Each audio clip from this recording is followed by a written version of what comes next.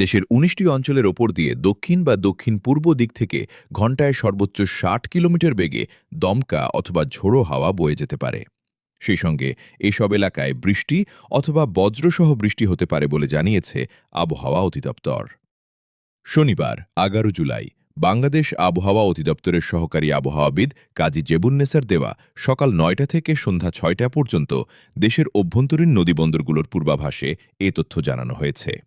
আবহাওয়া অধিদপ্তর জানায়, আজ সন্ধ্যা ৬টার মধ্যে রংপুর, দিনাজপুর, রাজশাহী, পাবনা, বগুড়া, টাঙ্গাইল, ময়মনসিংহ, ঢাকা, ফরিদপুর, যশোর, কুষ্টিয়া, খুলনা, বরিশাল, পটুয়াখালী, নোয়াখালী, কুমিল্লা, চট্টগ্রাম, কক্সবাজার এবং সিলেট অঞ্চলসমূহের ওপর দিয়ে দক্ষিণ/দক্ষিণ পূর্ব দিক থেকে ঘণ্টায় ৪৫ থেকে ৬০ কিলোমিটার বেগে অস্থায়ীভাবে দমকা অথবা ঝোড়ো হাওয়া সহ বৃষ্টি বা বজ্রবৃষ্টি হতে পারে।